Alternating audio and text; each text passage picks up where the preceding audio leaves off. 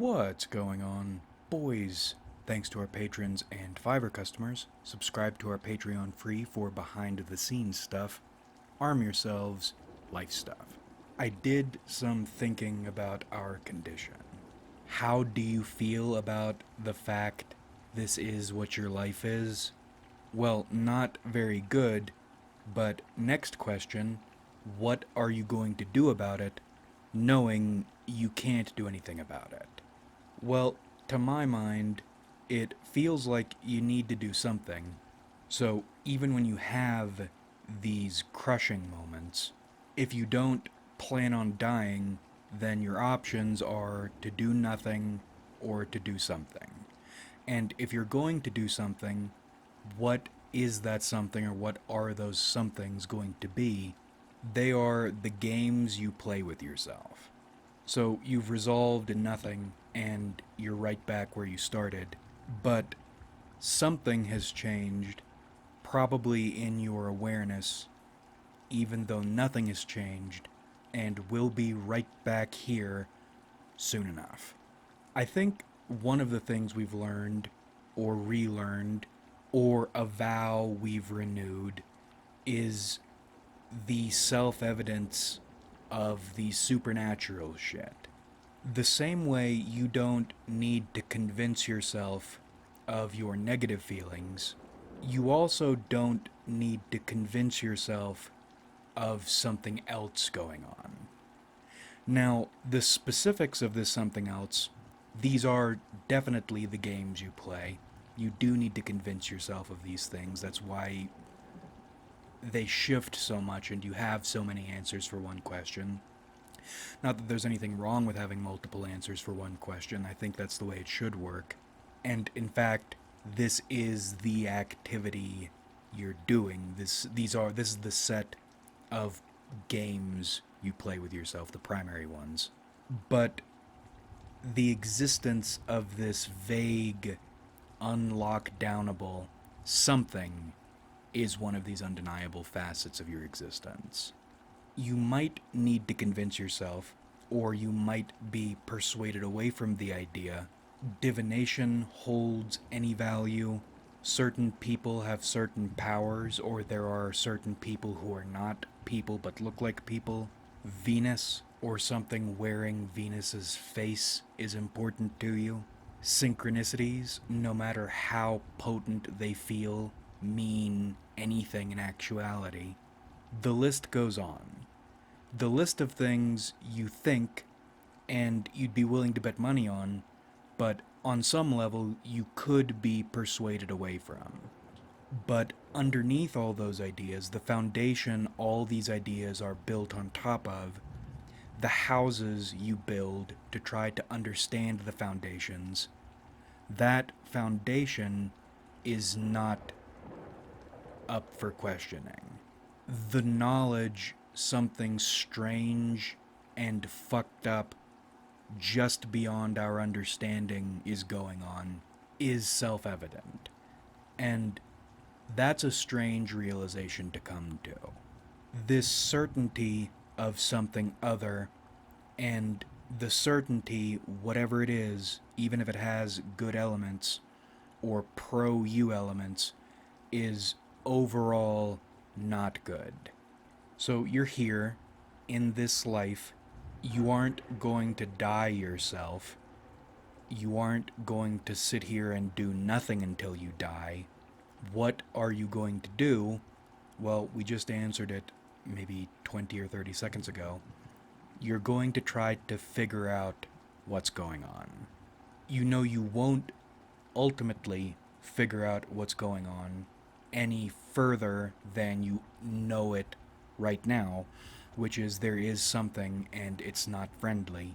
But if you need to do something with the remainder of your time in life, dedicating yourself to these self-evident things in whatever capacity you can seems to me the most reasonable way to spend your time. Are you going to spend all your life focusing on the things you know don't matter?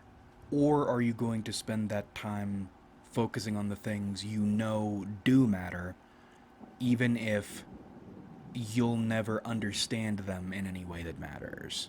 It's like you're cursed to live as a chimpanzee. In front of you, on one side, is a pile of rocks, and on the other is a nuclear power plant.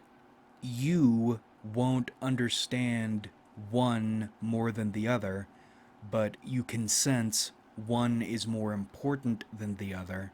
And if you have to focus on something, to me, the latter is the one I'd like to focus on. I think one of the flaws in our thinking is this idea we need to do something. We need to work our hands, work a skill, and produce a result. We need to make a change we deem desirable. Well, we've already established on the levels you want to do these things, you never will. So, going back to that initial fundamental question, I think the answer is in the question. It's not what do you do or what are you going to do, what can you do? It is how do you feel about it. That's what you should be focusing on, I think. How you feel about your condition.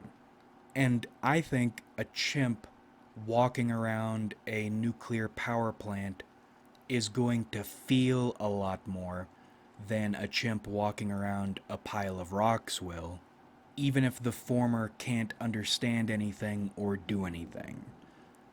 Putting yourself in the presence of these incomprehensible things will produce the feelings you need to do what you're here to do. Which is not really doing anything, it's just feeling more. If you're here to sense, then you put yourself around the greater stimulus to experience the greater sensation. And the greatest stimulus, the most self evident stimuli, are the suffering and the supernatural.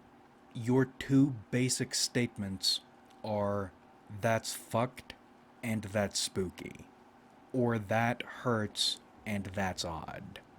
And with that, walking in the psychic circles, let us slip back into some games. I think relics exist, and I've been thinking about what makes a relic a relic. Maybe some people can just choose an object and make it their lucky charm and that works for them. That doesn't work for me. I was imagining a proto-human finding a meteorite, little one, and carrying it around and rubbing it and thinking about a bunch of stuff. I think a few things make a relic, at least ones that would mean or do anything for me. Firstly, there needs to be an element of scarcity. This has to be a special thing other people don't have or can't have, that you, special boy, can have. Two, I think it needs to be connected to some greater abstract concept. With the meteorite, it's the idea of the unknown, or the infinity, the eternity. I think it needs to be connected to a more grounded concept, like space. You might say space and eternity are the same thing. I don't think they are. I think they need to have an element of style, and I think sometimes they need a degree of functionality. You combine all these elements, and they become something. They become a relic. They become an anchor of psychic power. And maybe you can set them up on one of those stats charts, the ones that are like a hexagon, and each point of the hexagon corner is a stat, and as you increase the stats, the shape in the middle draws closer to that corner, and then you end up with some shape or a star or something. Two examples. My bayonet has a little bit of functionality, but not really.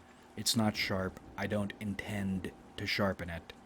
but there are fewer and fewer floating around each year. In fact, that's one of the reasons I'd like to buy a Carcano while they're still relatively cheap. You know they won't be. On the abstract level, this bayonet, its time period, it's connected with fascism, but fascism, the more I look into it, the more it just feels like the deepest expression of sadness, which is why fascist states tend to be dog shit, but proper fascist leaders tend to be very interesting. The hyper abstracted concept of the sorrow of placelessness and wanting to have a place. The more grounded abstraction of the time period and the duce. How do you not like the 1900s? Some people think about the Roman Empire every day. I think about the 1900s every day. What a fire century that was. Hype aesthetics drip the fuck out every decade. Cool, weird shit happening every decade. The birth and evolution of modernism and its consequences. Crowd consciousness coming sharp into focus and destroying everything. So my bayonet serves almost no functional purpose, but it represents a bunch of things I'm interested in. And sometimes when I hold it, I can feel this dull radiation of centering power. Second example, the Elite. Now, it's not very scarce. Anyone can go out and buy one, but not too many people do, and the ones who do tend to be weirdos. Compliment. Sometimes I use weirdos as not a compliment. On the grounded abstraction level, it doesn't hold a ton of value. I don't like Germany. I am decreasingly liking H&K, but on the more abstract level, it is a symbol of individual strength and endurance and adaptability. It is dripped the fuck out, and it has high functionality. I own a number of guns. This is the one I would probably really never sell. I love my PTR. I would really like not to sell that, but if you put me in a bad spot, I would.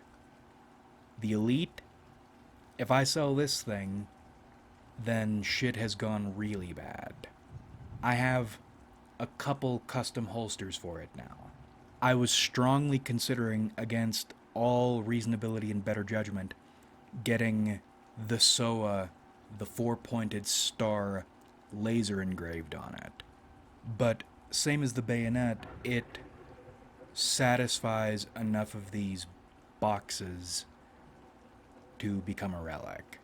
And why are relics important at all, especially the non-functional ones? I think they are channels and lenses focusing the light of your soul into laser beams.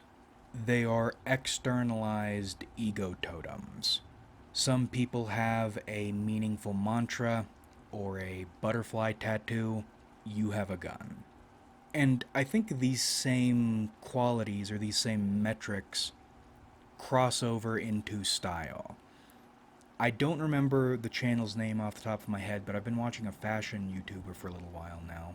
He was talking about personal style, and it's odd to me that personal style is difficult for people.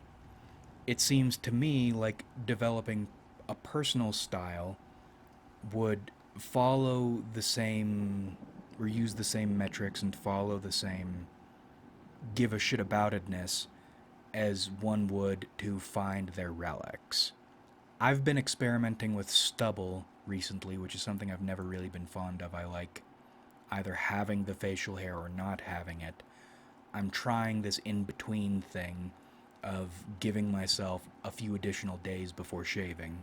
And I don't know what to call the style yet, but it looks a little bit trashier because I feel a little bit trashier. But I'm drawing the same energy from these fits. I am experiencing the ecstasy of having this shit on right now as I am when I'm carrying the elite or stabbing make believe shit with the bayonet. So find your relics, build your fits, and meditate on them. Think about what they mean to you. Think about the person they help you become or model yourself to be. And enjoy that for a while and then collapse back into depression before beginning the cycle again. I keep wondering what dreams are supposed to mean. Speaking of which, we finally got the final answer for the data collection in. So, within the next couple days, the compilation will be posted. I'm not sure if we'll be, or if I'll make a video on the findings. Those findings, anyway. And now that my schedule is not going to be fucked, probably, unless something changes, we can get into the next stage of the dream journal a lot sooner and do it right. Anyway, I had 2 weird dream events recently. On the less interesting side, a monster showed up in one of my dreams that, I mean, there was a bunch of stuff around it. The entire listing is on the Patreon for free, or free members, I should say. A meatball of rotting bodies rising out of, it was like a water treatment plant thing, except instead of water, it was all these bodies that were beige and steam was coming off them, and that was producing energy somehow. And there was this monster called the Skull, which was made out of these things, and as the name implies, it looked vaguely like a skull, but it was made of these bodies. And on top, I remember there being the figure of a woman's torso and then sometimes a monkey's torso. It depended. It looked it looked kind of like Squidward's fat ass after he ate all the Krabby Patties. I realized after I had that dream where that probably came from. Well, technically the final boss in Beyond Citadel looks like that, but not at first, or at least I didn't clock it on that level at first. I thought it was just a big white, drippy, not in the fashionable sense, but in the dripping disgust sense, monster, but it was white. But when I fired up the game again just to poke around and I looked at it a little bit closer, I realized it was bodies that made it look drippy. It was not stuff dripping off it, it was limbs, melty limbs hanging off it. That's probably where the skull came from. But it's interesting because I didn't consciously notice that this final boss was made up of bodies. And they didn't look exactly alike. The contexts they existed within were not exactly the same. But there were thematic similarities. It was pretty close, if you squint. But then on the more interesting side, a while ago I had a couple dreams about these luxury hotels and shopping and cocktails and weird Illuminati sex shit and hookers all over the place and consumerism and did I say alcoholics? That's also on the Patreon for free members. The commentary we're about to talk about is also in there. That happened. Another one of these squint moments, but that happened, and the dreams didn't come from my experiencing this event. These dreams preceded this event. And my attending this event was a spur of the moment thing, last minute thing. I wasn't even aware of it when I had or was having those dreams. And the event was a big non-profit fundraiser, not one of these little pussy fuck around fundraisers, but a larger one. And it was full of wealthy, retarded, or hoary, both in some cases, alcoholic power broker types. Now, it wasn't that level, or to the level I dreamt about, cruise ships, black and white tiled floors, people in masks, public fuck parties. Not to that level, but like the seed of something like that. And despite its limitations, a matching level of disgust. So, why did I receive that premonition? It didn't help me in any way. It's kind of funny. Was that just some cosmic joke? Instead of giving me commentary, funny commentary on this event after it happens, you give it to me before, both to joke with me and to fuck with me. It was another getting the noggin jogging moment. Doesn't feel like a coincidence. And now I've been uncomfortable. I was uncomfortable all yesterday. I was uncomfortable today. That's another psychic, supernatural thing to talk about while we're here, while we're indulging in talking in circles. I've been looking into the history of my organization a bit more, and the Ring of Founders, two two main founders, but there were a ring of them. They were all World War One to Depression era freaks. And not just on a silly or weird level, but on a level, I think if people knew what these people were like, it would make them uncomfortable. I'm a freak, and it makes me uncomfortable. Now, I don't think they were doing anything illegal, but just weird stuff. Stuff that's weird enough in the age of sensibility, or the age of the honest hobo. You would expect weird shit like this not to be happening, but then you think about people like Faulkner and what he wrote about and shit that was going on there.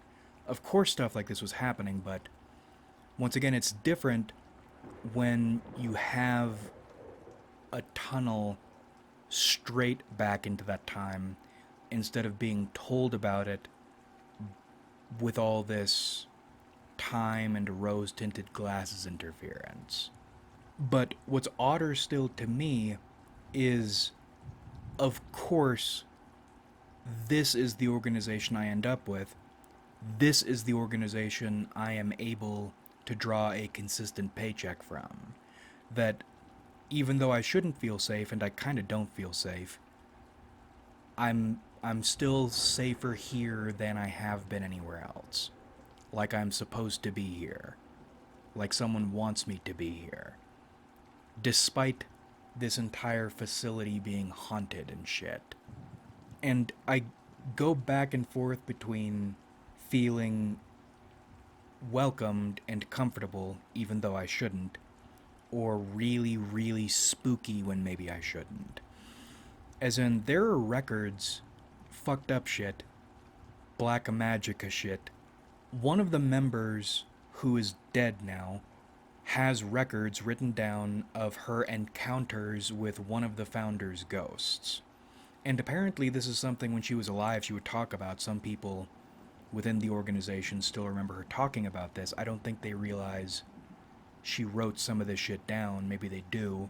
I don't know. It's kind of creepy to have someone who borderline lost their mind and then died talking about having conversations with someone who's been dead for a long time, and sometimes feeling scared of that and sometimes not feeling scared of that, and sometimes the ridiculousness of the shit that went on. It's just, it's supposed to be creepy, but it's actually funny. Like, it's so weird, it's funny. Once I find another job, not that I'm looking for another job at the moment, I'd like to see this through, whatever this is. But when it finally comes time to leave this place, I'd like to sit down and do a breakdown of how fucking weird this organization and its history is. Or maybe do something like, you know, pull a Hemingway and fictionalize it. I'm not sure. It's just weird what people got up to when there weren't people looking. Back when the Dust Bowl... Can you imagine that? Living in a place where everything is dead and you have dust storms in the United States. That's eerie. In fact, that's. I need to finish that book. I think I'm 30 something thousand words into. It was supposed to be a collection of short stories, then I realized it was more like a novel. I could probably dump it onto Amazon right now, and it would be fine. I don't imagine something like this would get published because of its sensibilities, but that's. I chose a Dust Bowl type situation to set this supernatural story in because it's so fucking creepy. And I just mentioned this feels like a thing, and the last video we talked about the way this is where you have been placed on the stage and this is where you will stand until you're moved. Why this place? In these circumstances? Of all the places I could have ended up. It's more mundane than it sounds, but it's not totally mundane. And then going back to the initial question, which I think you should be asking yourself regularly, what do you feel about this? What do I feel about this entire strange situation? I feel relatively stable, at least in relation to these founders. It's not super friendly, it's not super scary, it's not neutral either. It feels like a relatively stable acquaintanceship. The terms of whatever's happening are mutually acceptable. And I'm wondering what that means. One part of me wants to know, because it's something's happening here, but another part of me doesn't want to know specifically because it definitely feels like something is happening here. There feels like a door that could be opened and could turn into more shit, but I notice whenever I get close to one of these doorways to the point I can, on some level, feel them, I shy away from them. No, I don't want the veil to be pulled back. But at the same time, do you think it would be pulled back if you tried? A large part of you thinks no. Nothing would happen if you tried to pull the veil back or open the door or step through. But something's happening here. It feels like sitting in a waiting room. But we've talked in circles, psychic circles, enough for the evening. We'll cut it here. Like if you enjoyed, subscribe if you haven't.